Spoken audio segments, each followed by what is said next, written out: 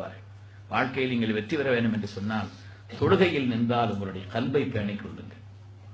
தக்பீர் கட்டி நிற்கும் பொழுது கல்வை எங்கேயும் போக விடாதீங்க, வேற எங்கும் கல்வு போகக்கூடாது. இதா குன்த ஃபி ஸலாத்தி ஃபஹ்ஃபல் கல்பக, தொழுகையில் நின்றால் கல்வை பேணுங்கள். இதா குன்த ஃபி தஆமி ஃபஹ்ஃபல் ஹல்கக, உணவில் இருந்தால் தொண்டையை பேணுங்கள். எத்தனை எண்ணிக்கைங்க நீங்க? தொழுகையில் இருந்தால் கல்வை பேணுங்கள், உணவில் இருந்தால் தொண்டையை பேணுங்கள். ஹலாலானதா என்று பாருங்கள், ஹலாலான உணவை சாப்பிடுங்க. அது கூட என் நாவை சொல்லாம தொண்டையை சொன்னாங்கன்னு யோசிச்சேன். சில நேரங்கள்ல சில உணவுகளை நாவல படாம கூட உள்ள போட்டுடலாம், உங்களுக்கு தெரியுது. அதனால அவங்க தொண்டையை சொன்னாங்களோ எனக்கு தெரியல. உணவில இருந்தால் நீங்கள் தொண்டையை பேணுங்கள். இதா குன்த பைனன் நாசி இதா குன்த ஃபீ பைத்தில் கைரி ஃபஹ்ஃபல் ஐனைக், பிற இடங்களுக்கு சென்றால் கண்களை பேணுங்கள். மிக விசாலமான அர்த்தம் கொண்ட வார்த்தை அது. பிற இடங்களுக்கு சென்றால் கண்களை பேணுங்கள். எல்லா பாவங்களுக்கும் அது அடித்தளமானது. அந்நவரு சகமும் மஸ்மூமும் மின் சிஹாம் இப்லீஸ், பார்வை என்பது ஷைத்தானுடைய விஷம் தோய்க்கப்பட்ட அம்பு. அதனால் கவனமாக இருங்கன்னு சொன்னார் ஸல்லல்லாஹு அலைஹி வஸல்லம். அதனால பிற இடங்களுக்கு சென்றால் கண்களை பேணுங்கள், தொழுகையில் நின்றால் கல்வை பேணுங்கள், உணவில் இருந்தால் தொண்டையை பேணுங்கள். பிற இடங்களுக்கு சென்றால் பார்வையை பேணுங்கள். 4 பேருக்கு மத்தியில் இருந்தால் ஒய்தா குன்த பைனன் நாசி ஃபஹ்ஃபல் லிசானக், 4 பேருக்கு மத்தியில் இருந்தால் நாவை பேணுங்கள். ஒரு வார்த்தை வெல்லும், ஒரு வார்த்தை கொல்லும்னு சொல்லுவாங்க. எல்லா வார்த்தையும் ஒன்று அல்ல. அதனால 4 பேருக்கு மத்தியில் இருந்தால் நாவை பேணுங்கள். 2 விஷயத்தை எப்பவுமே மறந்துடாதீங்க. 2 விஷயத்தை எப்பவுமே மறந்துருங்க. 2 விஷயத்தை எப்பவுமே மறந்துருங்க. மறக்க வேண்டிய விஷயங்கள் 2. நீங்கள் பிறருக்கு செய்த உபகாரத்தை மறந்து விடுங்க. அதை நினைச்சுக்கிட்டே இருக்காதீங்க.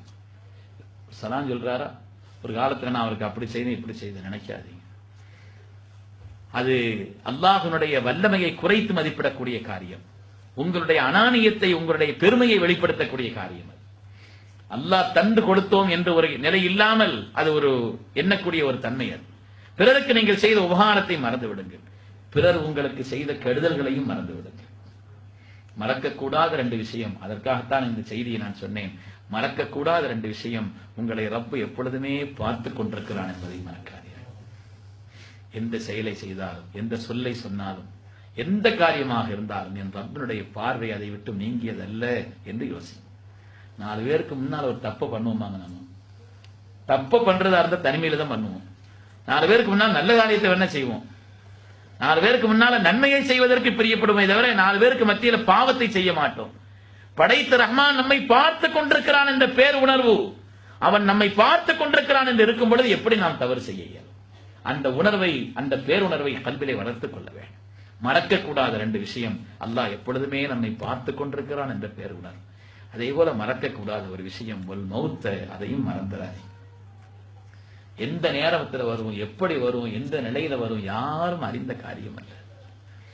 பெருமக்களே, எப்படியெல்லாம் மரணம் ஏற்பட்டது, எப்படியெல்லாம் மரணத்தை விட உலகத்திலே படிப்பினை தரக்கூடிய ஒரு உபதேசி உலகத்தில் இல்லை. அதை யோசித்தால் போதும், அதை யோசித்தால் போதுமானது. அல்லாஹ் நம் எல்லோருக்கும் நீண்ட ஹயாத்தை தர வேண்டும், நிறைவான ஆஃபியத்தை தர வேண்டும், அவனை வணங்கி வாழ்வதிலே நமக்கு பெரும் பாக்கியத்தை தர வேண்டும், துன்யா ஆখিরাத்தினுடைய எல்லா வெற்றியும் தர வேண்டும். ஆனால் மறக்க கூடாது. மரணம் என்று ஒன்று இருக்கிறது என்று நாம் நினைத்துக் கொண்டே இருக்கின்ற நேரத்திலே அல்லாஹு தஆலா அந்த காரியத்தை நமக்கு லேசாக்குவான். அதை குறித்து துஆவும் செய்து கொண்டே இருக்க வேண்டும். அதனாலே மறக்கக்கூடாத காரியம். எப்பொழுது உலகத்தில் பிறந்தோமோ கண்டிப்பா மரணம்ங்கிறது வரும், வந்தே தீரும். அதை விட்டு தப்பித்தவர்கள் அல்ல, யாரும் தப்பித்தவர்களும் அல்ல. அதனால் அந்த கவனம் நமக்கு வேண்டும் என்பதற்காக அந்த காரியத்தை நான் சொல்கிறேன், அல்லாது வேறு நோக்கம் அல்ல. அருமையான பெருமக்களே, உலகத்தில் எத்தனையோ மரணங்கள்